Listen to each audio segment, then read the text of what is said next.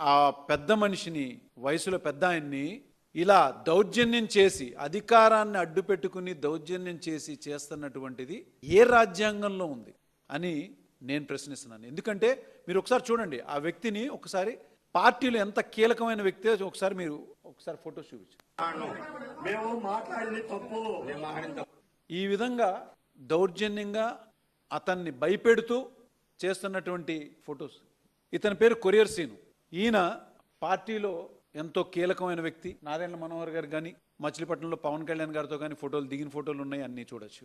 ఆయన అడిగిన మీడియా పరంగా ఒక సామాన్యుడు ఎలా స్పందిస్తున్నాడని చెప్పని ఒక మీడియా మిత్రులు అతన్ని వెళ్ళి అడిగితే గిరి గారిని, ఆయన చెప్పిన సమాధానం ఏంటంటే, పవన్ కళ్యాణ్ గారు ఎన్నికల ముందు చేసినటువంటి వాగ్దానం ఏంటిది, ఏదైతే సుగాలి ప్రీతి కేసు మేము టేకప్ చేసి న్యాయం జరిగేలా చేస్తాను తప్పనిసరిగా అని చెప్పని అన్న విషయంని, అలానే ఈ యొక్క రాష్ట్రంలో 33,000 మంది అమ్మాయిలు అదృశ్యం అయిపోయారు అని చెప్పని ఏవైతే ఆయన ఎన్నికల ముందు ప్రజల్లోకి వెళ్ళి వాగ్దానం చేశారో, మేము అధికారంలోకి వస్తే తీసుకొస్తామని చెప్పని మాటని ఇదే గిరి గారు ఒక మీడియా మిత్రులు అడిగితే దానికి ఆయన చెప్పిన సమాధానం, ఎందుకు మరి పవన్ కళ్యాణ్ గారు ఏం చేస్తున్నారని అడిగారు. ఆయన చేసిన తప్పిదే.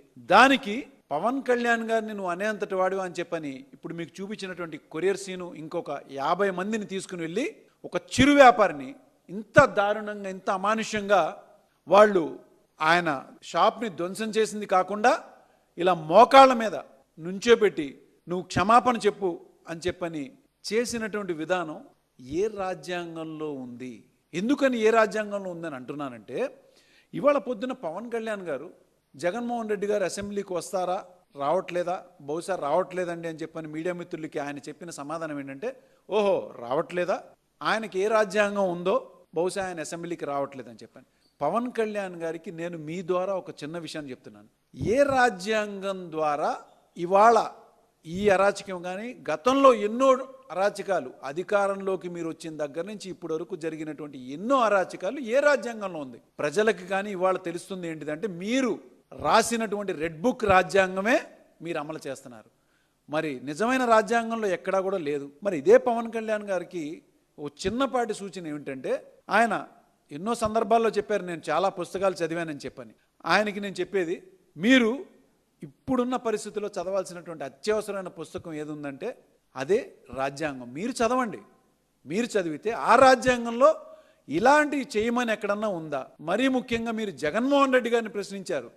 ఏంటంటే ఏ రాజ్యాంగాన్ని బట్టి ఆయన రావట్లేదు, ఆయనకి సపరేట్ రాజ్యాంగం. ఆయన రాజ్యాంగాన్ని క్షుణ్ణంగా తెలుసుకున్నారు కాబట్టే స్పీకర్ గారికి లెటర్ ఇవ్వడం జరిగింది.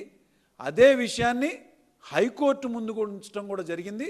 హైకోర్టు కూడా చాలా స్పష్టంగా స్పీకర్ గారికి మీరు ఈ విషయంలో రాజ్యాంగబద్ధంగా ఆయన వేసినటువంటి పిటిషన్లో మీరు కౌంటర్ దాఖలు చేయాల్సిన అవసరం ఉందని చెప్పని కూడా హైకోర్టు వారిని అడగడం. మరి ఇప్పటిదాకా ఎందుకు ఆ కౌంటర్ని మీరు స్పీకర్ గారు దానికి సమాధాన పరిచే విధంగా కౌంటర్ ఫైల్ చేయలేదని చెప్పని నేను ప్రశ్నిస్తున్నాను.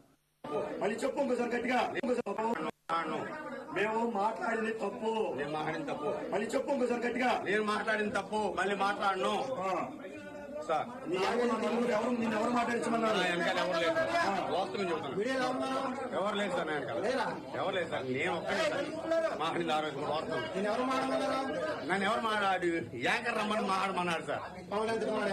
తిట్టమన్నారు సార్, నన్ను తిట్టమలేదు సార్, తిట్టమల్ల తిట్టమన్నాడు. తప్పు నేను తప్పు ఆయన తిట్టమా వాస్తవం.